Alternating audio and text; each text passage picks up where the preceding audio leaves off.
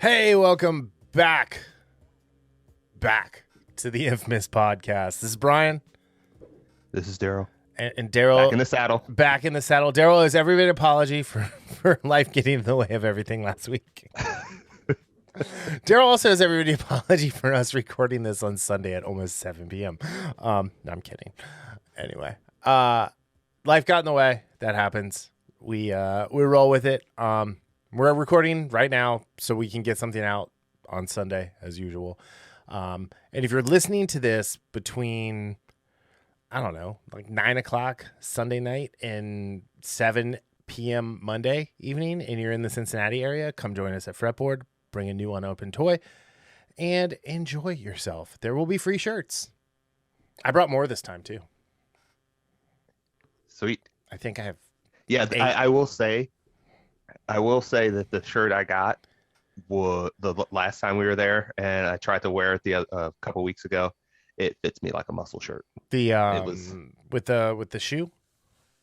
Yes, the All-Star. Yeah, I was like, oh, this is a large, and I usually take large. And yeah, there's. Maybe I'm just that buff now. You've swelled. You're swolled. Swolled. Anyway, dude, so I have a huge week. I haven't even talked to you like this week at all because like everything going on with you and your life situation. So we're recording tonight, recording tomorrow. I got training on Tuesday, and then I'm going to AEW in Indianapolis on Wednesday. Oh, sweet! I didn't even know they were in Indy. In the second row. Oh boy, you're gonna get some of that. You're gonna get that MJF sweat. We are on, probably not, because we're facing, the camera will be to my back, but okay. We're right by the ring steps when they come in. So maybe I could say hi to my friend MJF. Oh my God, that dude! His promo this past week. He is so not mid. It's awesome. Yeah. But yeah, so I'm going to be really tired next Friday when we record. It's a big week. Anyway. Oh yeah, because they shoot 3 things, right? No, yeah, okay. no, because Rampage will be live because this is the go home show for the pay-per-view. Or the go home Dynamite for Full Gear, which I'll be getting Saturday night. But dude, so much has happened. We had a whole rundown, we threw it out. We were going to talk about Alec Baldwin, but as we were prepping for today, I decided who cares. He killed a lady. Let the courts figure it out. They don't need us talking about it. There's so much like misinformation.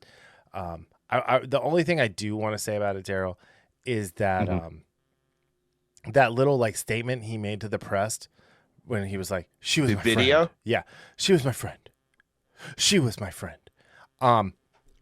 I mean, Alec Baldwin is not a great actor.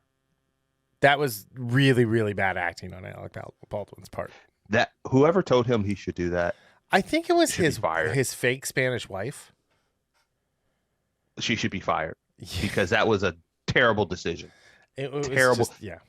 So. It was cringe, and it made him look even worse. It makes him look guilty, is what it does. Yeah, it does. So it's like OJ saying he doesn't want to go to Los Angeles because he could be sitting next to the person that killed Nicole.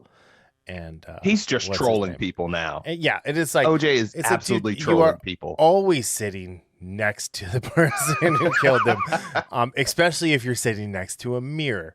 Anyway, so yeah. But so, I mean, a lot's happened. We didn't get to talk about the second week at Dune. I did not go see it again. I did not either. I didn't even actually get to see it.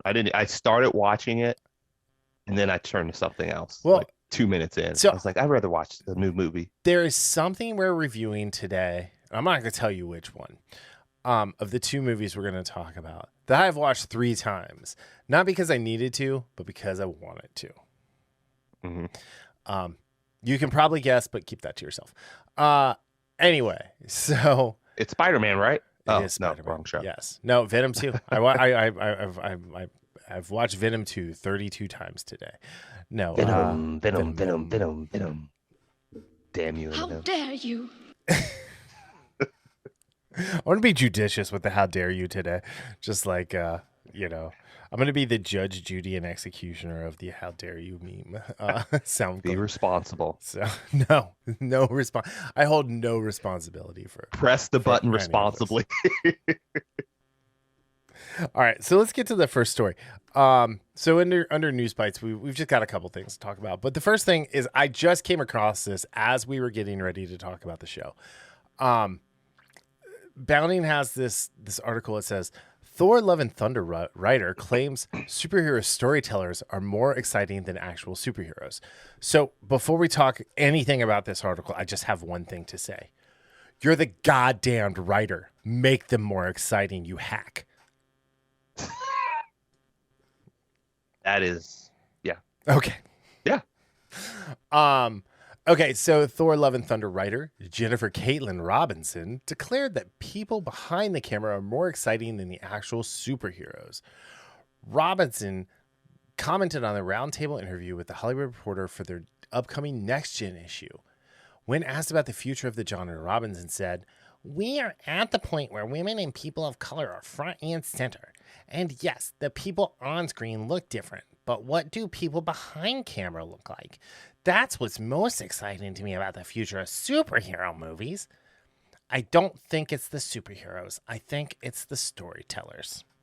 How dare you? Anyway, that is just stupid. If you're more excited about what's going on behind the camera, stop writing movies, go work for the Hollywood Reporter, and write about what's happening behind the cameras where actors are shooting, directors of photography. Truth. And before I get into what she's saying, did a little IMDb digging, and she once again follows this recent trend that Marvel, for whatever reason, has Entry in level. picking people that have no experience on their resume in writing. All right. She has 5 writing credits, a TV series, Sweet and Vicious, Someone Great, Unpregnant, Thor: Love and Thunder, and then the show movie Strangers. That's it. How she... The only thing And I've again- heard of on that list is Thor: Love and Thunder. Yes. And the fact how she... And again, she could actually knock it out of the park. Okay. You know, You know, whatever. I would have said that before reading this article, but I think the Yes. whole, you know, what's happening behind the camera is more exciting than what's happening on camera. Your job is to write a story that is exciting in front of said camera. Yeah, it's along the lines of, and this is how I'll liken it. If you're at a sporting event and you're more excited about what's going on in the crowd than what's going on the field, that's a problem. Yeah. And again, it's not to say that there are some things, when we were talking about this a minute ago, there are a couple of things on here that she says that I absolutely agree with. The problem is, I think there's going to be a disconnect with what she says in this article versus what she does, you know, when she was writing. And again, one of the things I like, she says, you never want to bring in an element that is going to take people out of the movie. Right. She continues, I don't think running at topical or political stuff for the sake of it is very interesting. But there is so much you can mine when you take something very real and put in this hyper world. Now, again, we've mentioned this before when we're talking about how Star Trek has changed. Look at some of the stories of the original series or the Next Generation and how they put important topics in. And it wasn't topical in the sense of, you know, ripped from the headlines, but they made it so you understood where Star Trek was coming from without being one, taking out of the universe of that is Star Trek. Yeah. And also without being said, really, are you preaching to me about this? Well, there's a level of sophistication that no longer exists in writing. Yes. From movies to comic books to novels to TV shows to stand-up to whatever it is, right? There's very few writers nowadays who are sophisticated enough to get their point of view across without beating you over the head with Mjolnir. Yes. Perfect example. We're going Star Trek. Yeah. Look at Picard. Look at the writing of Star Trek Picard Oh, God. I mean, versus the Next Generation. It is Well- objectively much worse. I mean, hold on. Like, let's not look back with Geordie LaForge covered glasses here. The first season of Next Generation is the first 2 seasons of Next Generation are borderline horrible. They went over well because it was the first new Star Trek anybody had had in a while, and it was something new and interesting. So I'm going to give it that because the story was good, but the scripts were bad. The third through whatever 5th season are mostly gold, mostly like like a high rate of landing like significant strikes. The last couple seasons, hit or miss, but still good. Still better than the first 2 seasons. But all of it was better than Voyager. So. Yeah. Oh, but you said something, and this is very important. You said the story was good, but the writing was bad. The story in Picard is not good. The writing in Picard is not even is bad. The good thing about Picard, I actually like the visuals of that show for the most part. I mean, like that's it. I would expect if it was bad visuals, I would be like, okay, you're actively like sabotaging the franchise at this point. But which they are, let's be honest. No, I don't think they're sabotaging the franchise. I think they have people in charge who do not like Star Trek and don't understand it, and thus are trying to self-insert. Yeah. Well, I would say this, and this is tit for tat, whatever. You're right. I think there are people that don't like it, which if you don't like it and you're doing this, you are sabotaging it in my estimation. Yeah. Now, if the other thing though is, and this, I think we see this so much, is that people don't understand X, Y, or Z in a character. And this kind of goes back to what she's saying in the sense of being more excited. If you're not excited to tell a story of Thor, or tell the story of Captain America, or any of these characters, or I was going to say the X-Men, but they're not here yet. Any of these characters, based on their history, and you're not excited to, if you don't think the stories you can tell with them are more exciting than these, asshats that they're going to have behind the camera, I don't know. You're fundamentally missing the point of these characters, and that's why, despite what I read, agreeing with what she's saying, I 100% agree with that. Well, I don't believe she's going to have one, I don't think she has the experience, and 2, I don't think she has the mindset to execute what she said. Correct. So if you go further down, like they have quotes from Victoria Alonso, who is Feige's right-hand person, who is just actively trying to ruin the MCU. And she says here, for the longest time we heard a woman-led film would never open. I'd say, please check Captain Marvel. Made a lot of money. Then always told us that Black Panther was never going to open because nobody wanted a completely black cast, and that made $1.3 billion. So let me tell you, there are a ton of women-led movies that made a buttload of money long before Captain Marvel came out. I do believe Wonder Woman came out before Captain Marvel. Am I correct? Yes. So, yeah, and that made a lot of money. It had a bad third act, but it made a lot of money. Black Panther is not the first all-black cast movie to be well-received and do well. Now, it might be it's the first that made $1.3 billion, but just like Captain Marvel, it's required reading for the MCU. Or, hold on. Black Panther is actually required reading for the MCU. Captain Marvel, they told you it was required reading for the MCU, and then bait and switched you back to the 90s. So, you tell me, like, which of those 2 movies, even though I think they're both at the bottom of the MCU barrel, and keep in mind there's 2 MCU movies that I won't see, at least in theaters. I might watch them if they're free at some point. Shang-Chi and the Eternals. But yeah, I mean, what she's talking about, it's like, okay, you know that Tyler Perry has had all black cast and made massive amounts of money. Massive. Yeah. And, I know people like kind of trash Tyler Perry. I 100% respect what that dude does with movie making. He takes these shoestring budgets, makes movies that are relatively funny. I think movies that are even a little more mainstream than you would think, as far as like the kind of jokes that are in there.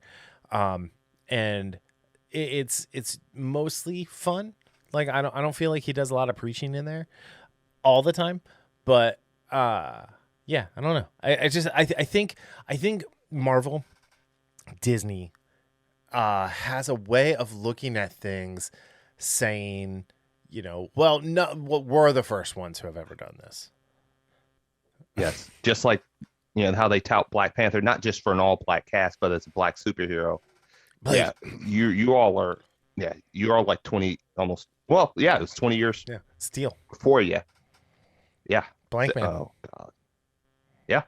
What was that? There's a couple other ones too. I mean, there's been, but bunch, but here's the thing. But just if it wasn't for Blade, there would be no MCU. Blade. Everyone looks at 2008 as the kickoff of the MCU, and everyone and I think what 2008 was like, hey, we're actually going to take the Marvel comic book movies seriously.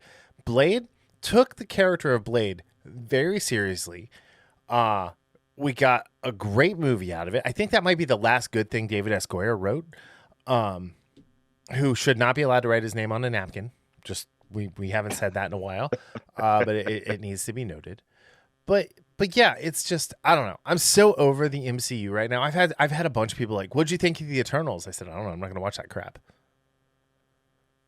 And it's not crap because it has a diverse cast. It's crap because they don't care about the story. It's crap because they don't care about what they're actually doing. And it's crap because they don't care that they broke their own universe in one movie. Yeah. And again, if diversity and inclusion, which are two words I'm so tired of hearing, is your number one goal when you're writing something, don't write it. Yeah. Because you don't have the best interest of the characters or the story or the audience in mind when you're doing it. That's I will tell that to anyone. If that is your number one goal, diversity and inclusion, when you're writing a script of anything, stop right there and go reevaluate your life. Yeah. Because that's a problem when you're telling a story. Right. That's the number one should be the characters and or the story, depending on what type of, if it's plot driven or character driven. That's the important thing. Diversity, inclusion, you're in something like that. No. And as far as the Eternals, it's such a joke looking at and again, I haven't seen it. I've listened to people that I trust, and again, they didn't say it was terrible, but they just said it was meh. Yeah. Eh. Yeah. Eh. We've and had the fact that movies from Marvel. And the fact that, they have all this diversity, which again, we know it's forced diversity, and they don't write a line like why. All right. Hold on. We're gonna get to that. Let's so switching gears, we're gonna come back to the Eternals, but the Dune box office, because I really want to talk about the Dune box office, because all of these publications, all of these like Deadlines, Hollywood Reporters are lying. They're this one from Deadline, Dune, The Spice is Right as pick tops 300 million at global box office. It took almost 2 months, because it's been out since September 15th overseas. It took almost 2 months for this movie to reach $300 million. How is that The Spice is Right? How about Dune, a niche movie which was going to underperform, seriously underperformed? It's only made, what has it made? It's made, wrong one. It's made $83 million at the domestic box office. Almost. All right, I'm going to round up. It's made $84 million at the domestic box office. It opened to 41. So in the 3 weeks it's been open, it's only made $83 million. That is a bomb for a $250 million movie. It's worldwide right now, as of today, right this moment, according to Box Office Mojo, it's $330 million and change. That is almost entirely the international box office, which is 74% of the box office, which is horrible. China is only 33 million. I think that's the biggest. Yeah. So yeah, China's the next biggest. So I mean, France has 24, Germany 19 million. Sorry, talking million. United Kingdom 18. Everything else is in the single digit millions or the 100,000s. It opened on a massive number of screens, massive number, and I'm sorry, Russia had 21 million as well. But it is Dune is so underperforming. I am shocked that they announced that they're going to do a sequel, that they've greenlit the sequel from Denis Villeneuve. Before we start talking about that, how do we ever get the numbers from HBO Max as far as I know there was some company that has some number, but I didn't know if there were any numbers for that first week as far as how many households stream Dune. No, they haven't put that out. I mean, they're not going to put that out. I mean, they would put that out if it was if it was massive. Yeah. It's like DC with the John Kent issue 5. Like, it's done unprecedented numbers. Okay, well, unprecedented can mean a lot of things. Did it sell 500,000 copies? Did it sell 20,000 copies? It's one of those things. Everyone I know, including myself, who was collecting that book, dropped it at issue 3 before they even announced all of this, because he's a tyrant and it's just not a good book. Yeah, it's not even the fact that he's a tyrant, because you could have made that, even though I would have, as a character, I would have said that sucks that you're doing that to Jonathan Kent, if it was done in a compelling way. But no, it's not. It's a terribly written book. Oh, it's terrible. God awful. It has, and again, the fact that they made Jonathan the way he is, that's just an after effect of a part of the bad writing. But yeah, they talking about what we just talked about with about the characters of people behind the sets or whatever, behind the camera, it's more exciting. If you can't make a character exciting, that's on you, because like you said, you're the writer. So. But yeah, it's a terrible book. The Dune box office, like everyone's talking about, oh, it's a triumph, it's done this, it's done that. It's a huge disappointment. It's a $200 million movie, or I'm sorry, it was a $160 million movie. It still hasn't made its money yet. It's in that like vein of James Bond. I mean, James Bond's been out for what, a month and a half now, and it's just crossed 670 million. And you can't blame the pandemic, because it's been on it was on 4,100 screens. Dune was for the first 2 weeks it was out, with nothing that was anywhere close to competition.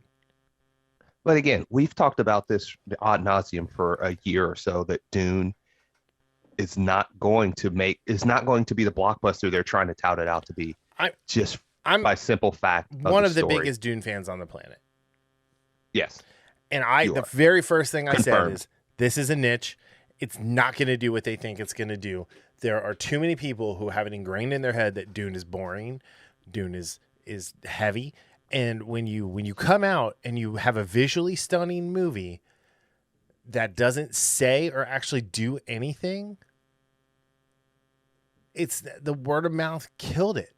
It's like, so not only is it boring, but nothing happens. Yeah. Imagine if Star Wars had been like, well, we might make a second movie, so let's not tell a complete story. let's end it as Luke is flying to Yavin from the first Death Star. Yeah. Let's not even have the trench run. Let's like end it there. Whereas, again, I mean, we talked about this when Dune should have ended. The first movie of Dune Part 1. Should have ended with Paul and Jessica flying the ornithopter into the storm, and fade to black. Dune will return. The story of Dune is far from over. That would have been the way to do it. Of course, they didn't include Arelon, so there's no narrator. So, it's so infuriating. I'm so fed up with all of this stuff right now. I will say, I really like Robin. The Robin comic is great. One of the two movies that we saw, or that we're talking about today, is great. I love it. It's so much fun. It is it's a breath of fresh air. UFC, if you guys are into sports, AEW, if you're into wrestling, both breaths of fresh air with creativity and what's happening in those sports right now. There was a guy last night who got knocked out by a knee strike to the midsection. Well, TKO'd by a knee strike to the midsection. And I want to say, I don't remember who the ref was in that match, but kudos to him for stopping that fight when he did. Because the dude who took the knee did not need to get beat over the head with a bunch of hammer fists. That was the thing I found most impressive about what happened there. Plus that was vicious. Usman Colby Covington match was a goddamn war. So yeah, it's stuff like this. And here we'll hop over to the Eternals now. Just sticking with box office. It's just the disingenuous nature of what's happening here. Eternals opened to 71 million. When it first hit the tracking numbers, they were saying 125. Then that got dropped down to 85 to 95. And they were saying it was going to make over 80, all up until this week. It made 71. Now, again, this is a $200 million movie. Now, this one didn't get pushed back very far, if at all. But I love how they were making this thing like they're like, well, on Thursday night it made $8.5 million. Black Widow made 17. Shang-Chi made 17. Venom made 17. Dune made like 9 or 10. 6. Was it 6? Oh. I mean, I think I don't know. I didn't know. Dune what it was. wasn't. I don't think Dune did horribly on Thursday night, but it wasn't like Black Widow, Venom, or Shang-Chi numbers. But they're talking about this like it made 8.5, and it's trending to be ahead, and it's trending to break 200,000. So it's opened worldwide.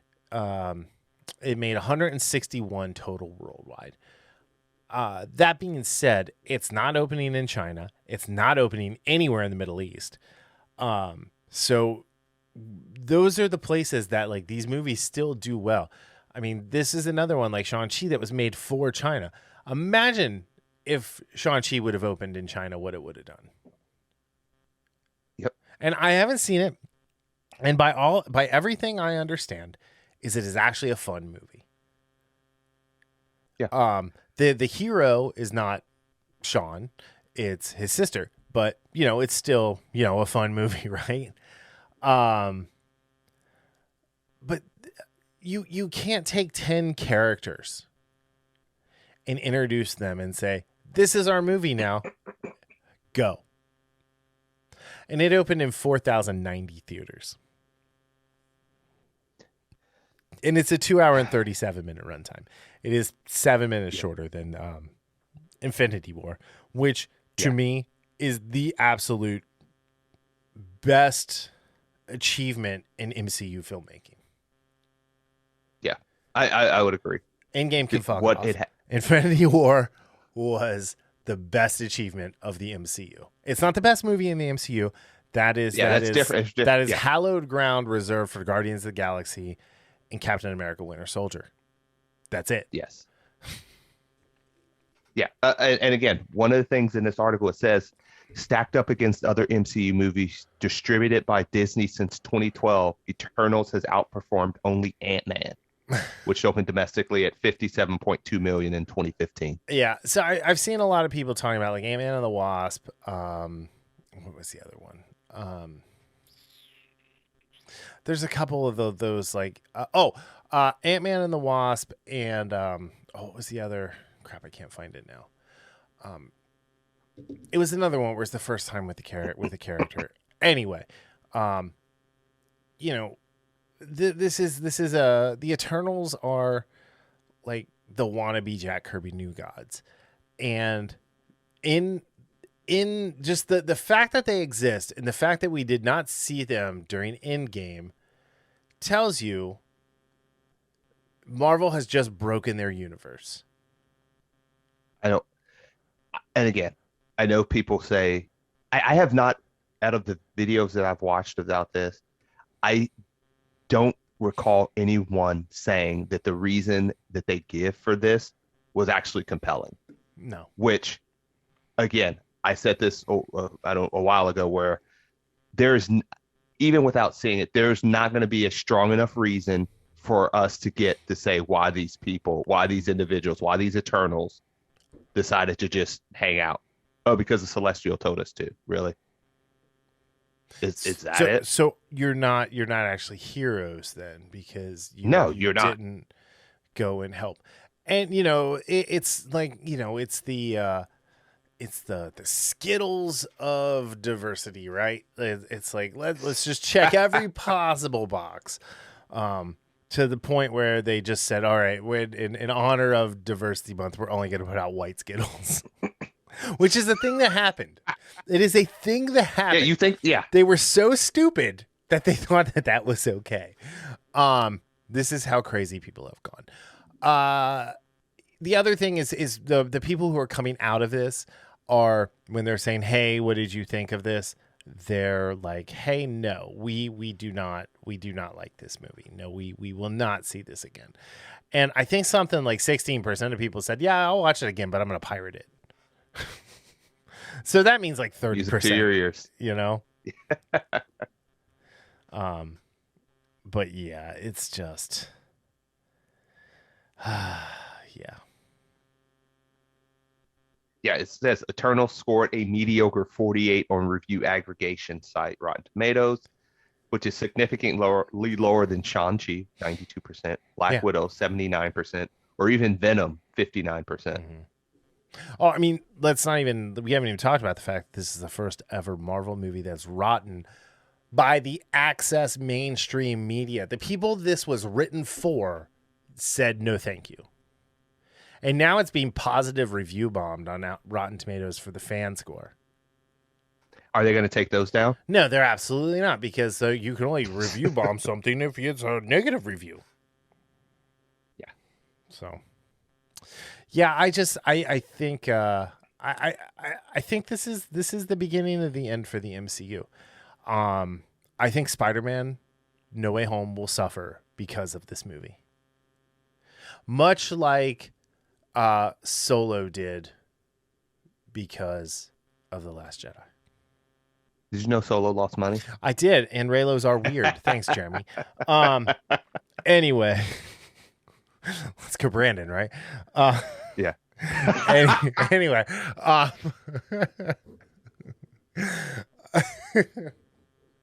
sorry, I just had to. I have mine on right now.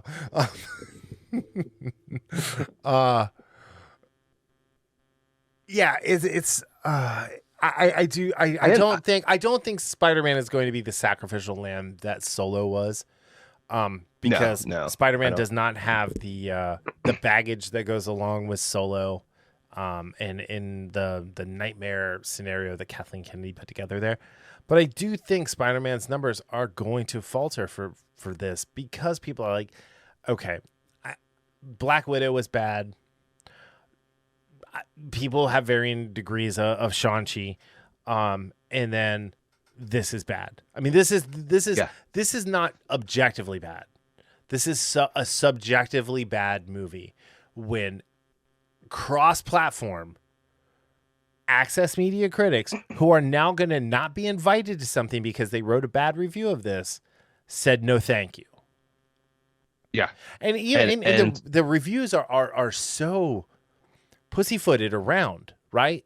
I was going to say, even the fresh reviews, if you read some of them, if you didn't see the score or that it was fresh, you would wonder, oh, this has to be a negative review, right? Right. So, and again, I think your point of talking about this is not just Eternals. This has all been led up from Black Widow, which was, again, extremely disappointing. Mm-hmm.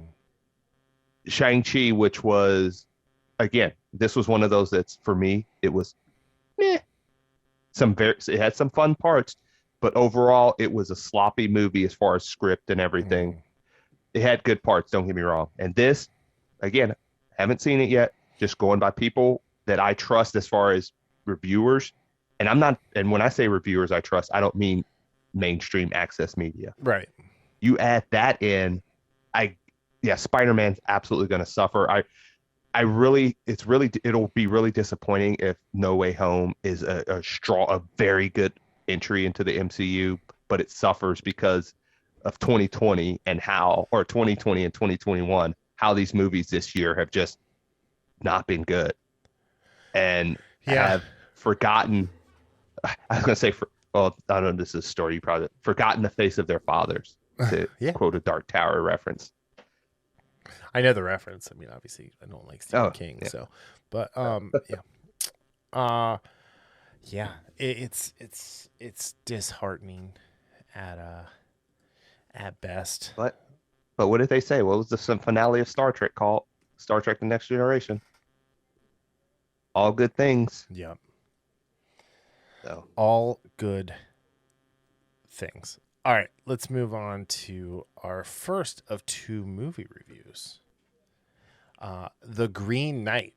So, in case you did not hear about this movie, the summary: King Arthur's headstrong nephew embarks on a daring quest to confront the Green Knight, a mysterious giant who appears at Camelot. Risking his head, he sets off on an epic adventure to prove himself before his family in court. This is written and directed by David Lowery, starring Dev Patel. So when we get Alicia to the Vikander. Oh yeah, I forgot. And when we get, she's barely in it. When we get to the ratings, this is going to be out of 10 headless stories. Spoilers. Okay. So I'm going to share my initial impression and I'm going to shut up because I want to hear what you have to say because I'm really curious about what you have to say because we have not talked about this. So it took me 4 tries to get through this without falling asleep. It is the most beautiful student art film I've ever seen.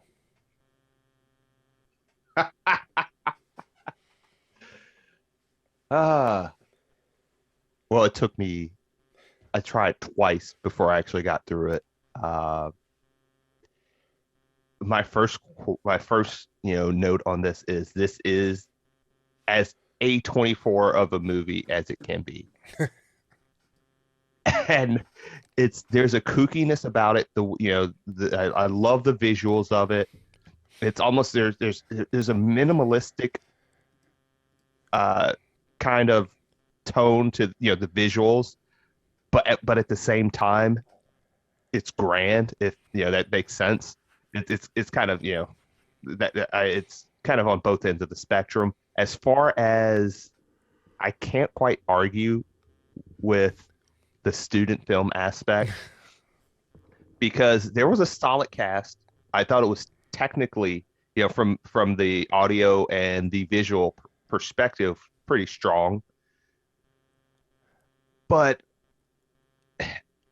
there was a lot of stuff in there that just seemed off. And one of the things I wrote, I said aspects were somewhat slow and confusing. Mm-hmm. There were aspects of this movie where it was, I think they were going in the right direction, but it's along those lines of execution. And again, this is based on, I don't remember the story. It's like Sir Gawain and the Green Knight, I think. Yep, based by Anonymous. By Anon. So it's one of those things that, and again, we're both fans of stories that are Arthurian legend and everything. That's, again, King Arthur, Legend of the Sword. Love that movie despite its severe issues here and there. Oh, it's 100% a Guy Ritchie movie, and like it's what it needed to be a Guy Ritchie movie. Yes. I mean, this movie has one of my favorite actors, Dev Patel. I love Dev Patel. I've loved Dev Patel since Slumdog Millionaire. He was your Ezra Miller. He should be Ezra Bridger. Ezra Miller can fuck off. Ezra Miller. Ezra Bridger. Ezra Miller can run as fast as his skinny little chicken legs can take him into a wall. Anyway, tell me how you feel. It's got Joel Edgerton. It's got Sean Harris from the Mission Impossible movies, who was a completely different Arthur than we've ever seen before. The Green Knight looked amazing. Like the I love effects, that dude's voice. The cross of effects and makeup. That was Ralph Ineson the voice of the Green Knight. Who has been in. He was the father in The Witch. Yeah. Oh yeah. He was also in. He was in Game of Thrones, wasn't he? Yeah. He was also in Kingsman and the Secret Service. Oh, and he was one of the bad guys, or one of the auras in the last 2 Harry Potter movies. Anyway, but he was the. There are things about this that are genuinely really well done. The fox was really cool. Yes. Apparently, Patrick Duffy was the person who made the sounds for the fox. That's what people think. Anyway, it's one of those things that I didn't know anybody's name other than Sir Gawain and King Arthur. Well, and they don't say anybody's. Yeah, they don't, like Joel Edgerton in the cast. He's right. The Lord, just the Lord. And yeah. Alicia Vikander, Essel was Alicia Vikander's character with Dev Patel, but she was also the lady. Mm-hmm. He had his mother, who was played by Sarita Chaudhary. She's been in a lot of stuff. Yeah, I mean she's great, but it says she's more. She's good in everything. But yeah, there was, again, it's. I mean, and Aaron Kellerman was in it, and that took me out of it. And I was like, oh God, her again. At least her head fell off. Spoilers. But yeah, this for me goes down. So A24, we're big fans of A24 as a studio. Oh, I love A24. I'm not saying A24 can do no wrong, but I hold A24, especially when it comes to storytelling, to a pretty high budget. Now, here's the other thing. Considering how beautiful this student film looks, it had a $15 million budget.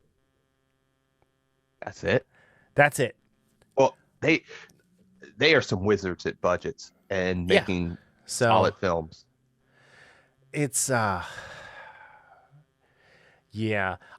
will say, so the last 20 minutes of this movie, one, I called it because Angel came down as I was finishing, and when it's This Is Your Life, Sir Gawain. Spoilers, it's all just a dream sequence for him to become ready for death. I was like, he's totally having a dream sequence because nobody's talked for the last 20 minutes and it just keeps jumping around. Oh, absolutely. Yeah. Which was stupid. Like, it would have been so much better to take some of the middle of the quest out and actually have him live his life, bring Camelot to ruin, and then go back and get his comeuppance. Yeah. So I actually thought that, I have this, and this is funny. I'm going back to, 2 things can be true. That part, I really like how the aspect of his life played out and what we saw. Mm-hmm. What I didn't like was the fact that it was a dream sequence. And yes, the second it started, when no one is talking, mm-hmm. you knew what it was. I knew what it was. Yeah. I mean, but that's not how his life played out. It's how his life would have played out. Could have played out. Yes. Had he shown restraint. And that's what the real story of Sir Gawain and the Green Knight is to show restraint. Because the Christmas game was, he said clearly, you have to land a strike against me, and in a year you come to me and I will return the blow or less. And Sir Gawain, well, just Gawain at the time, who was a drunken Lothario, yes, cuts his head off because he didn't listen. And even the Green Arthur Knight even said, well, Arthur tells him, but the Green Knight says, you understand the rules. Yes. Although Arthur, I will say that Excalibur was pretty sick looking. Yeah. Sorry. Well, Arthur tells him, this is a game. Yeah. He says that. And then again, to your point, the Green Knight says that. And I like how you said it's about restraint. And if we would have seen more of, that this is your life perspective, instead of seeing that long drawn out tale with the, the scavenger and everything, who was played by, was it Barry Oh yeah, it was. Keown, who He was plays Druig in he the was supposed to Eternal. be the original Yorick Brown in Why Not the Oh, Last and Man. didn't know that. Yeah. Maybe he jumped ship in time. Yeah, he was smart. I think the Green Knight is what kept him from doing that. Oh, So yeah, he's probably like, thank God, thank God for the Green Knight. yeah, that's just done a But lot. yeah, yeah. But it's again story versus execution. And again, I will absolutely watch this again because I think I need to watch it again and again, just because of the trouble I had to starting it off with it. And I was just like, my concentration was not where it needed to be the first couple times I tried this movie. Well, you And also I had didn't life go getting back in and the start way. it from the beginning. You know. Yeah. Oh, see, I started again, over every time. I started from the beginning every Yeah. time. I did not start where I left off. But let's by see, the I way, watched this. You owe me $10, so you have my Venmo. But again, this is you have my Venmo. Again, this is a difference between this movie and say another movie that started off a little slow for me that I watched around the same time, like maybe a day later, is the Color Out of Space, which was a very interesting movie. Nicolas Cage. Yeah, that was interesting. I'll just say that. But this one, I want to see it again because again, like you said, visually it was beautiful. And there's some good acting in this, but good acting, great visuals, even strong soundtrack. It does not make a movie. It's a catalog of missed opportunities. It was a whole that did not equal the sum of its parts. And you and I have very different thoughts about the sound in this movie because there's this just low level the entire movie that just made me want to drill a hole in my head. Yeah. And again, this may have helped because I listened to this with my headphones and I actually like surround sound. Yeah. And I thought and again that might have affected it in a positive direction, but I did like the sound in this. That sound was used to artificially build tension when the story wasn't capable of doing that. Oh yeah, there were definitely a couple moments where, again, talking about restraint again. You have to pull back sometimes. You do, and you do. So yeah, I will agree. Like how you said, missed opportunities. Yeah, this is an example of missed opportunities. Again, this is only from one viewing, so I will absolutely watch it again, probably sometime down the road. Not anytime soon. I still have a whole bunch of movies to watch, but I enjoyed it. It's definitely not my favorite A24 movie. It's definitely not my favorite Arthurian tale. I think it's a decent. I'm not going to even say solid. I think it's a decent movie that could have been so much better. I mean, what I really liked is that we got Solomon Lane and Lysa Arryn as Arthur and Guinevere. And I think Dev Patel did a really good job making more of what he was given to work with. Agree. I think the same can go for Alicia Vikander. I think there wasn't enough Joel Edgerton for my taste, but I like Joel Edgerton. So, and then Sarada, I don't know how to say her last name, Morgan Le Fay, was used perfectly. Yes. Everything else was just too much frail Arthur. The fact that Arthur and Guinevere looked like in any second they were about to fall over and die from the minute we met them, I thought was just strange and a really weird take.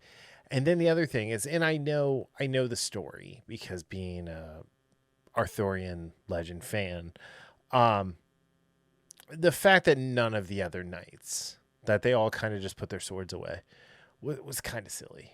Because that's not how the knights of the non-round table, as the case would be, the knights of the pulpit, would have gone. So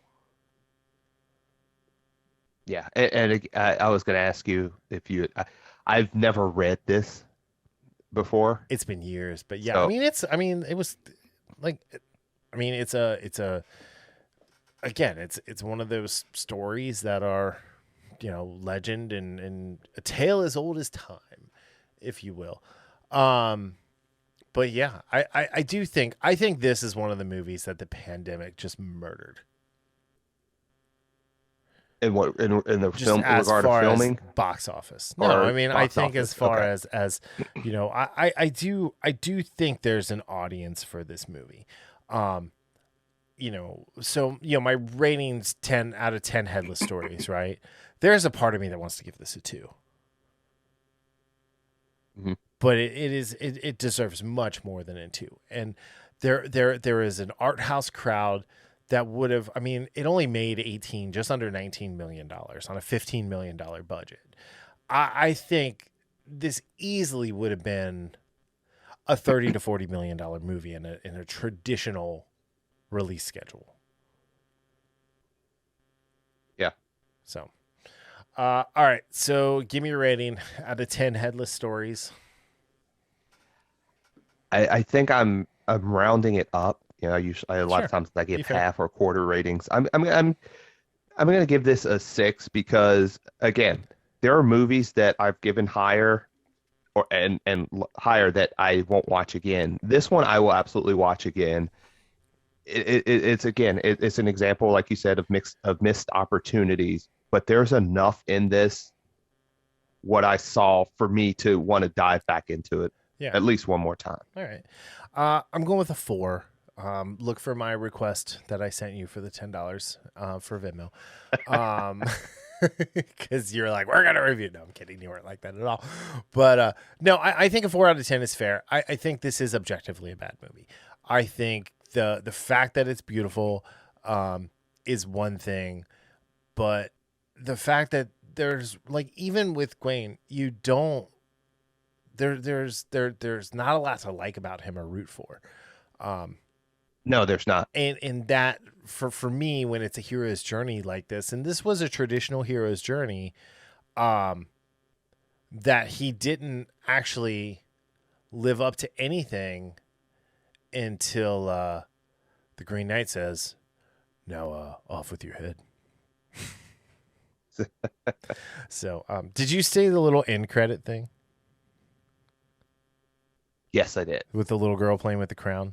So Yeah. I thought that was funny. That was his real life baby that he had with his baby mama drama. So Yeah.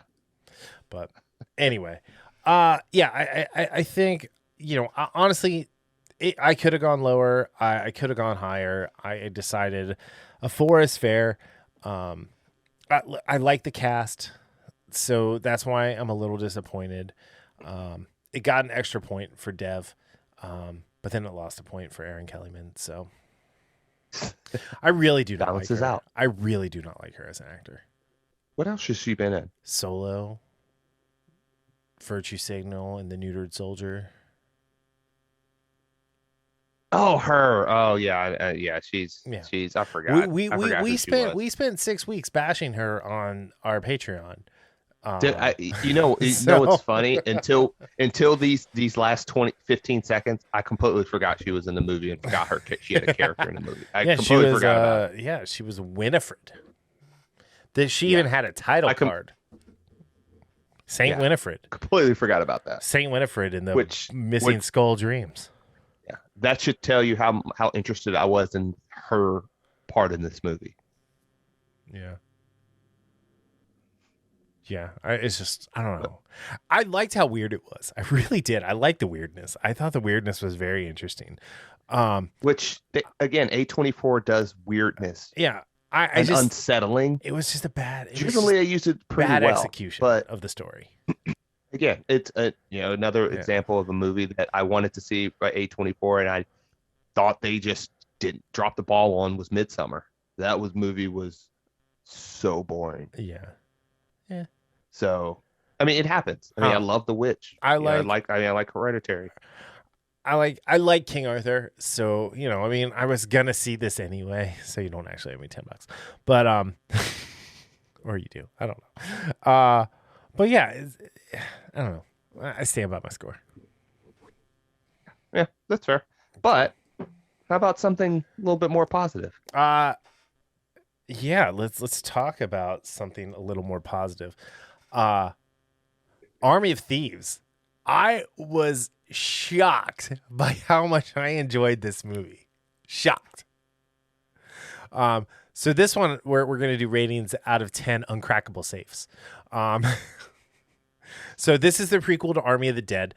A mysterious woman recruits bank teller Dieter, which that's not true. Bank teller It's technically Sebastian. not. Yeah. So I'm gonna fix that right here. Thank you very much. To assist in a heist of impossible to crack safes across Europe.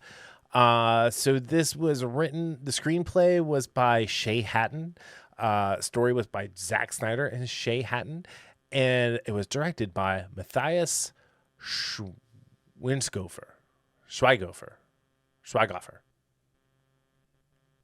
I'm going to go with Schweighöfer. So I'm going with say this. The one name. Matthias, yeah. Let's just say this. Dieter from Army of the Dead. Yes. Sebastian from Army of Thieves. I liked this better than Army of the Dead. And I liked Army of the Dead. So like this is not a knock on that at all. This one is definitely more my speed. I just think I want to talk about the cast for a second. Because we had Matthias, who was awesome. We had Natalie Emmanuel, who was Gwendolyn Starr, who has been Miss Sandy, and she was Ramsey in the Fast movies, who I just love. I think she's great.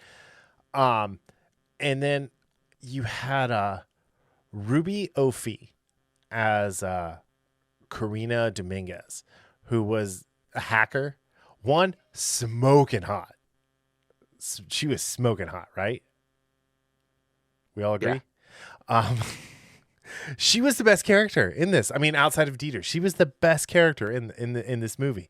She was just a ball of like whatever you needed her to be. She was the femme fatale. She was the hacker. She was kind of the moral center for Gwen in a few places. I thought that was great. But really, who I liked, let me rephrase this, was Stuart Martin as Brad Cage. And Gus Kahn was really good as Rolf too. The heist crew was just really good. And the fact that like Natalie Emmanuel was like, they're like my family like 3 times really made me giggle. Yeah, that was pretty funny. Although she didn't drink Corona, and that made me sad. Or have a barbecue. Yeah. I do want to call out one just kind of throwaway line. The 2 guys that were driving the truck, moving the safe at the end of the movie that they hijacked, when they were talking about the zombie apocalypse breaking out, and they were talking about how shit American actors are, and they're like, well, I do like Zac Efron. And the guy's like, well, Zac Efron's a zombie now. It was so funny. I mean, it was like, that was hilarious. Like that was like nice. That was just really cool. I will say the scene at the end where Bautista and what's her name? Spoilers, by the way. No. This is just at the end. I'm talking about when they go to recruit him. That should have been the beginning of the movie. It should have started there. And when he says, without humility, I am the person who gives you the best opportunity to do this. And then we get to learn why. I think it would have added a whole lot more to see the Dieter we knew, and then for him to say this and it opened up on Sebastian. It would have been just like even more of a powerful growth story. Yeah, you would have a nice little animated title card going back like X amount of months or whatever, what have you. I thought this movie was a lot of fun. Yes. Again, it's tough to say which one I like better, this or Army of the Dead, just because I'm a huge zombie fan movie. But Army of the Dead, it just had one character that just I like heist it didn't. movies, you know. So I Yeah, mean, and I know again, Army of the Dead's a we heist had a too, but yeah, yeah. There's something about the like. I just love this story in the sense of, hey, we have this guy Wagner made four uncrackable safes, yeah, and I just love the progression of how he starts with I just love how he gets introduced into this world, into this safe cracking world, hmm and how he, like you said, how he grows as a character from this guy who's, doing the same thing every day, in the job he doesn't like, trying to trying to make YouTube videos and making YouTube videos and getting no hits, no comments, no likes, right, nothing, and just kind of grinding it out. And I mean, this guy has a special talent, but he just never gets a chance to showcase it. right, And even when he first does, it's that that nerdy guy who just has no confidence and not no real no confidence in a social setting, despite having confidence in what he's doing. And I like the growth of this with him we get some of that backstory of hmm why he goes by the name Dieter. hmm We get some of the background of how he got to on the radar of the two characters from Army of the Dead right, in the beginning. right, And again, like you were talking about the heist factor, and you have conversations here or there that are really enjoyed, like the conversation between him and Gwendolyn when he tells her about, hey, I wrote this comic or whatever, and wrote this story about a character named Dieter, and just going into that, and it's something really relatable hmm in the sense of everyone, no matter no how confident there's something in their lives or in their past where they could see themselves as, I had this dream or I had, this idea of doing something, but for whatever reason, I didn't do it. And, her giving him being that sounding board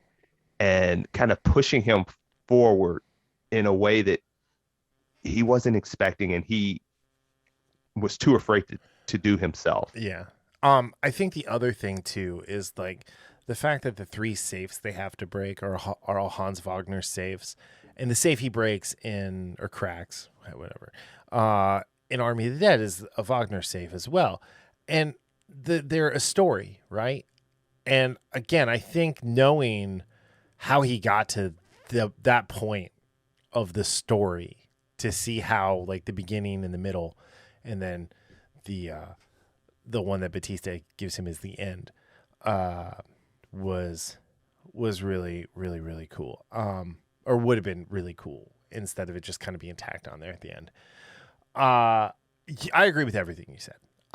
I really liked Gwendolyn's backstory as well.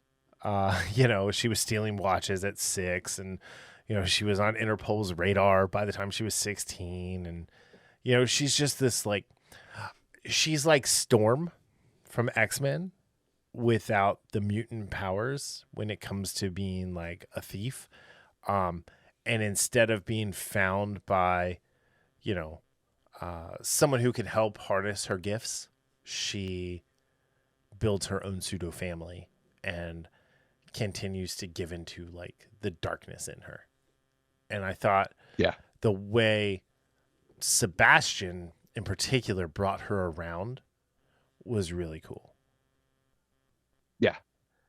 I agree. And again, one of the things you also mentioned is Karina's importance in all of this, because she was kind of that.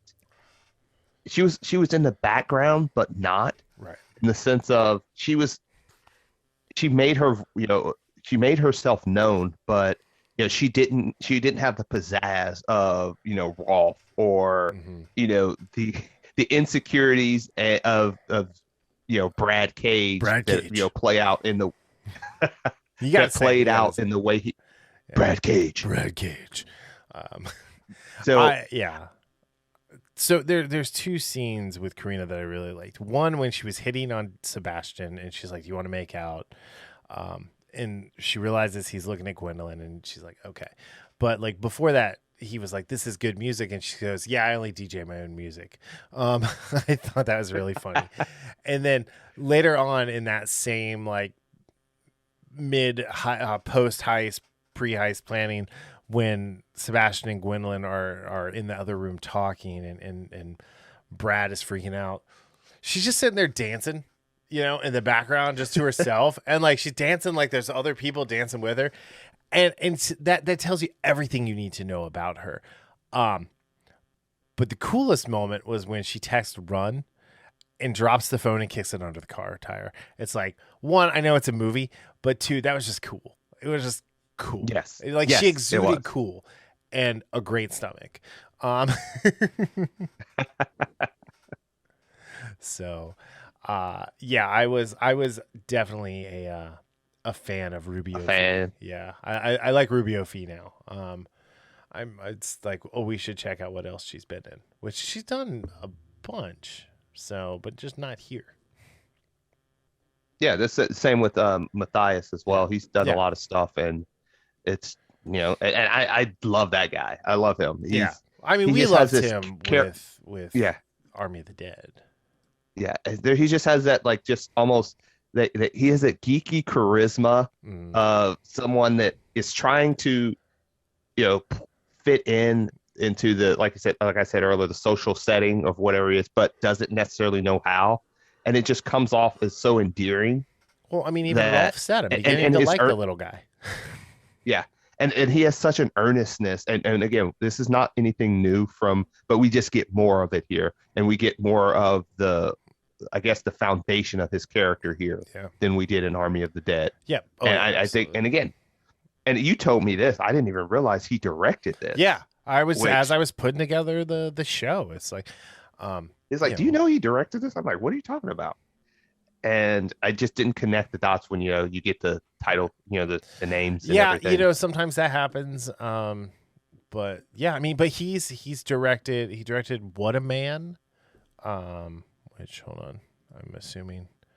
So that was a 2011 German comedy.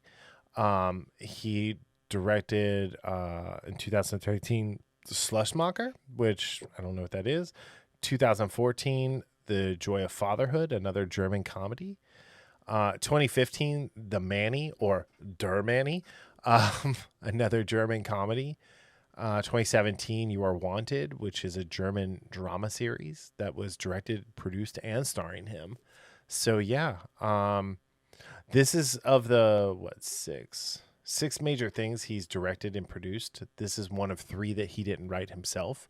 But yeah, I mean, he's highly recognized in Germany and for his work. It's fun to see him here, doing more stuff in the states. But yeah, I mean, he's got a pretty impressive like IMDb. Yeah, I noticed that too, because I thought, again, and over the last couple of years, I've been delving a little bit more into international cinema. Oh, bless your little heart! All sophisticated and everything. But look at you drinking your Miller High Life with your pinky out. But I'm sorry. Some of there's less carbs. I was just drinking bourbon. Thank you very much. Yeah, with your pinky out. It's just he was in Valkyrie too, by the way. Sorry. Oh, the Tom Cruise one. Yeah.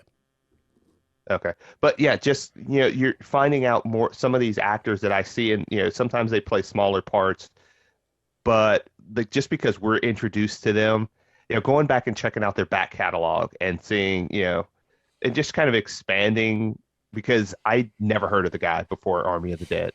Like, never seen him, anything like that. And it makes sense because, we're in the U.S. Most of the stuff I watch is U.S. based. And so I like getting introduced to actors like this who I don't know anything about. And I just go back and say, oh, okay. Like the guy who plays Gilgamesh in Eternals, I first saw him in Train to Busan. Mm-hmm. And then I go back, and there are so many movies he's done in Korea, and a couple of which I'm like absolutely on my list to check out.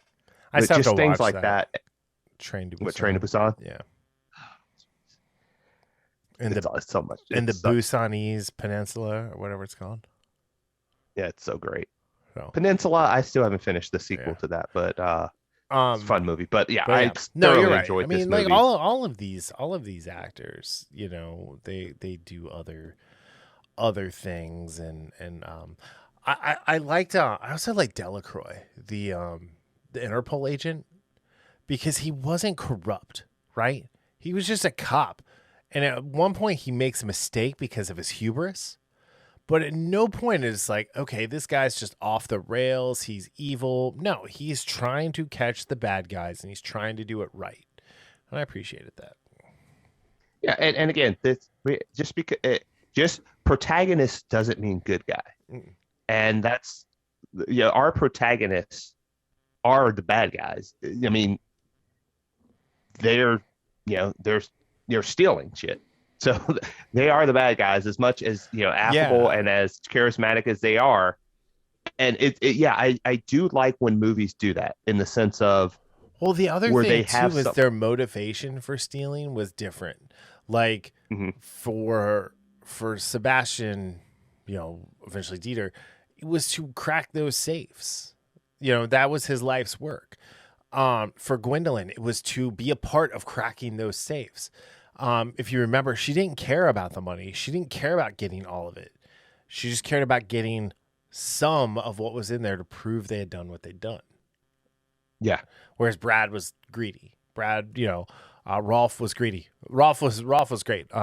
Is it too late to change sides at the end? Yeah.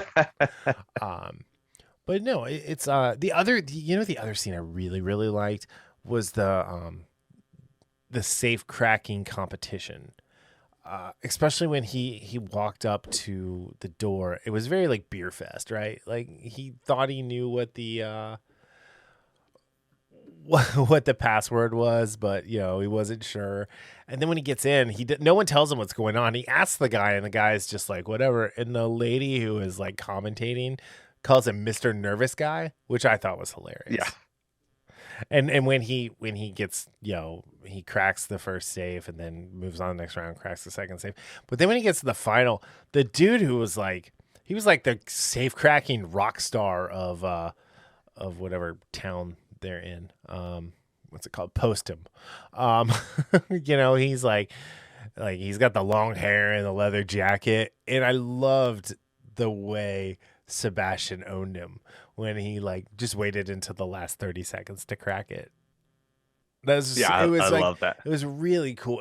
So it was a moment where you see this dude in his element, and I liked it.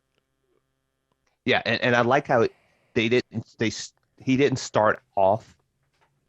It was that drop you in, and you're like, what the hell is going on? I have to figure this out. And like he was in that state of shock at first, where he's like, oh, I know what I have to do now. Mm-hmm. And then once he got in his element, once he got in that rhythm, then he, any of that awkwardness, any of that lack of confidence and insecurity, it left because he's in front of a safe, and he knows this. He knows these things, Yeah. and It's his I life's did love work, how.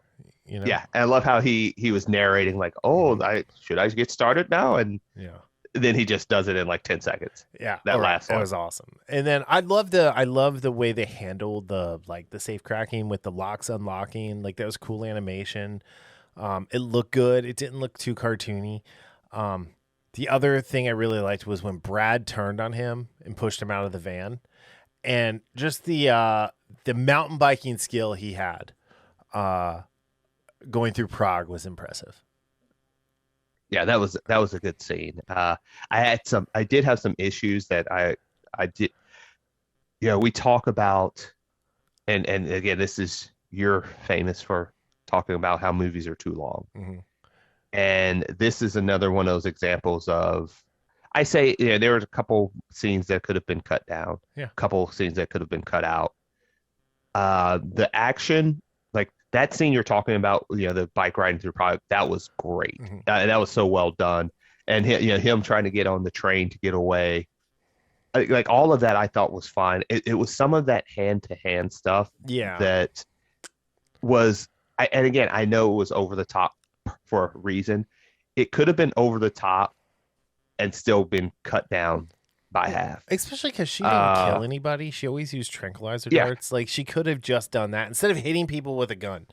I will say 127 minutes, 2 hours and 7 minutes is a long run time. Because I do believe I called you and said, why the fuck is this movie over 2 hours?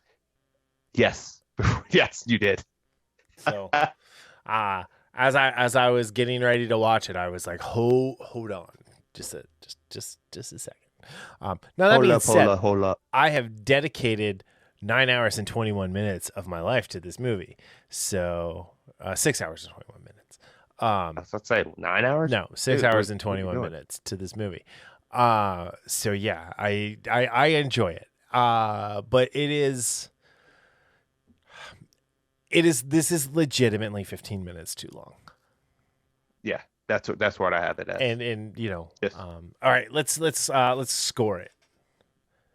So out of 10 uncrackable safes, Darryl G. Jasper gives it a 7 out of 10. 7 out of 10.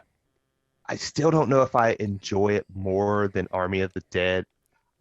It definitely has fewer characters that I despise than Army of the Dead does. That doesn't take away my enjoyment of the movie. So in that regard, it has a one-up on that movie. I love having more of Matthias Matthias in there. I love the how the family that he is adopted into. I love their dynamic. Yeah, I like how it makes sense how they got separated. I love watching the whole safe cracking. Yeah. Like all the safe cracking. I just love that. That was great. Yeah. So it's a 7 out of 10 with a 100% will rewatch this thing. Yeah. Like So in the future, 100%. I'm gonna also go 7 out of 10. I don't give 10s unless it's something truly spectacular, and we have never seen something I think that's 10 worthy. But yeah, I think a 7 is a solid score for this. It takes into account that it's about 15 minutes too long. Also with Army of the Dead, I did not like Bautista's daughter. And I do not like Tig Notaro as an actor, as a comedian, or as a person. So that definitely took away enjoyment from that movie. But I like this. I also like this better, this kind of heist movie better than the zombie heist movie. Especially because this one was very clear. There was no blurry edges on anything to make me think my LASIK was going bad. So yeah. I am actually looking forward to seeing this army world that Zach has promised us with this, and see where he goes from here. Yeah, it's a shame. I definitely want more. It's a shame Matthias dies Dieter dies in the Army of the Dead. We never saw him die. I mean, come on. He closed the door. They were rushing at him. If anything, we never saw him die. If anything, he's a zombie. And actually, no, he's definitely dead because of the whole nuclear bomb that landed on us. I was going to say, we never saw him die despite being surrounded by zombies and a nuclear explosion going off while he's outside of the safe. So yeah. All right. Cool. On that note, if you've listened this far, come see us at Fretboard. I have more t-shirts to give away this time than last time. I have cooler t-shirts to give away this time than last time. From both of our stores, not just Flying Pork, but also from our Threadless store. And yeah, look for me on TV on Wednesday night, Dynamite on TNT at 8 to 10. Well, I'll be looking for you. So, cool. All right. So we are back to our regular schedule. Are we going to record next Friday? Well, we'll figure that out. But, I would like to release the Fretboard one midweek, but we'll see. Because again, Darryl has life issues going on right now that, take precedent. And that's understandable, but he'll be fired soon. Anyway.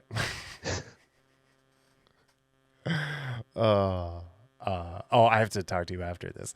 Anyway, you're not fired, but so yeah. Thank you guys for listening. Thank you for your patience with us for taking last week off and having a weird schedule this week. Like I said, we'll be back to normal starting next week, and we'll talk to you later.